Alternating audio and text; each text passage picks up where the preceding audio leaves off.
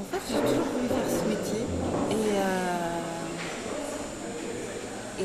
ma famille n'était pas du tout là-dedans, donc je pensais que ce serait assez inaccessible. Mais j'ai fait des cours de théâtre à l'école, j'ai fait des cours de théâtre en académie, j'ai fait une troupe amateur de théâtre, puis j'ai essayé les concours d'école.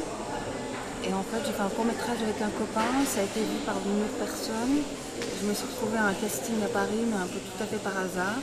Et là, il y a un directeur de casting qui a adoré ce que j'ai fait, qui m'a présenté à mon agent, qui est toujours mon agent aujourd'hui. C'est qui? Jean-François Gabard. Et après, j'ai rencontré petit à petit des gens.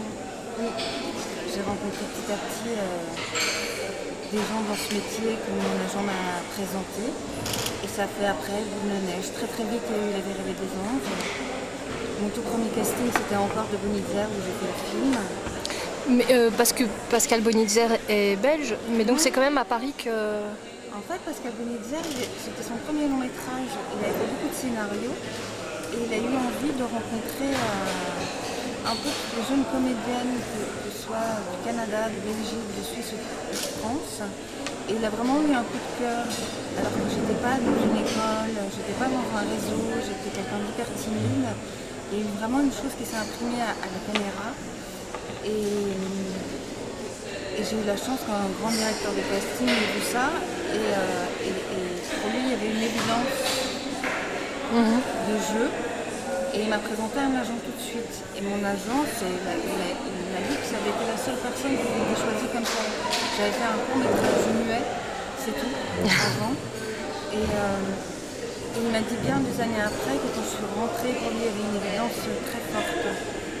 Après, effectivement, j'ai eu la chance... Le directeur de casting en question? Le directeur de casting et mon agent. Le directeur de casting, c'était qui? C'était Pierre Hamzalal qui est décédé aujourd'hui. Mon agent va très très bien, c'est aussi un ami maintenant.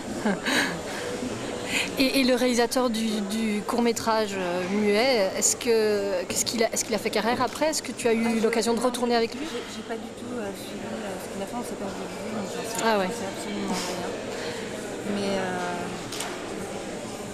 voilà, ce qui était étonnant, c'est que tout d'un coup, alors que j'étais quelqu'un de très réservé, quelqu'un qui avait vu le court-métrage a parlé de moi à ce fameux Pascal Bonitzer. Et qu'il y a une chose comme ça de transmission d'artistes.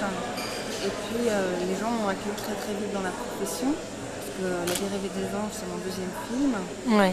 Et puis j'ai pu côtoyer pas mal de monde. Oui, et puis tu as eu des prix pour l'interprétation dans La vie rêvée des anges. Si je me trompe, prix d'interprétation à Cannes, César. J'ai eu cette année-là, avec Elodie, on a un peu été comme ça, un peu félicités. Adulé. En Europe, la presse française, César, Cannes. Les Amants criminels de François Ozon avec Jérémy Régnier, il y a eu un prix en Espagne. J'ai eu un prix en Russie pour L'été d'Isabelle, qui est un film qui réalise. J'ai eu un prix à Moulins, c'était mon tout premier prix, c'était pour les seconds rôles. Oui, je connais ce festival. De Bonitzer. Ah ouais. Et Louis II de Langzin avait eu aussi le prix. Et Zonka avait eu des prix pour la réalisation de La vie rêvée des anges? Non, c'est surtout... Il a eu un César, le meilleur film cette Ah année-là. ouais. Bon, je me rappelle ce film, j'étais toute jeune quand je l'ai vu, il m'a vraiment marqué. Ouais. Et donc aujourd'hui, à l'heure actuelle, quels sont tes désirs? Parce que j'imagine, malgré que tu sois comblée, que tu as encore des désirs précis de... J'ai envie de travailler avec des grands metteurs en scène, mais j'ai pas une envie de territoire. J'ai une envie de travailler avec des personnages très forts et des grands metteurs en scène. Le dernier film qui m'a vraiment, très récemment, qui m'a emporté, c'est Fish Tank. J'ai trouvé ça sublime, autant dans la réalisation que ce que ça raconte. Ça m'a profondément touchée. Évidemment que j'ai adoré Un prophète. Et voilà, des personnages forts et avec des grands metteurs en scène. J'ai aussi envie de faire un peu plus de théâtre. Oui. Voilà, je viens de jouer à l'opéra, enfin pour l'opéra, un grand monologue sur la vie de Marie-Antoinette, entrecoupé d'airs d'opéra de l'époque. J'ai eu un plaisir immense à faire ça. Et le fait d'avoir donc commencé directement au cinéma sans avoir fait une école de théâtre classique, ça te pose pas de problème? J'ai fait beaucoup de cours de théâtre. Ah oui, académie, etc. Ouais. Donc voilà. Ouais. Et non, après, j'ai pas eu du tout.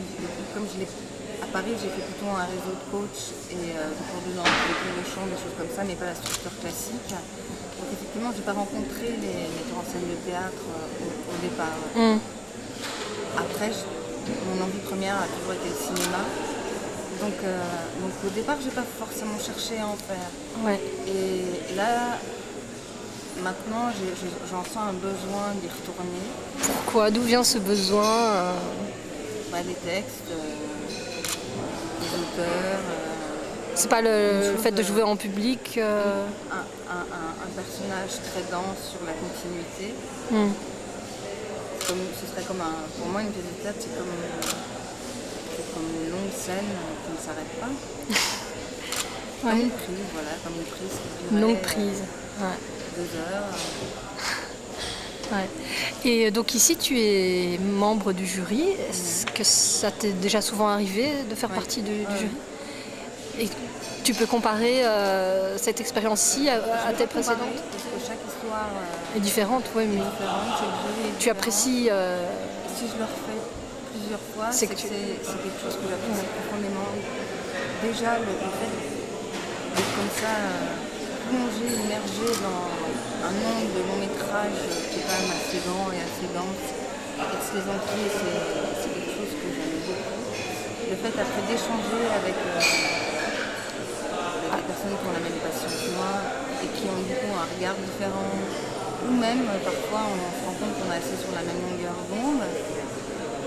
Voilà, ces espèces d'échanges qu'on a du coup sur le cinéma, sur les films, sur tout ça me passionne. Donc c'est vrai, quand je suis passée en tournage, j'aime bien être dans des festivals. Et en tant que jury, je trouve que c'est la fonction quand on n'a pas un film en compétition qui est la plus agréable. Ouais. Bon, mais je te remercie beaucoup pour ta disponibilité et ta gentillesse et je te souhaite une bonne délibération. C'est bientôt? C'est demain. C'est demain? Ouais. Bon, et ben merci à toi.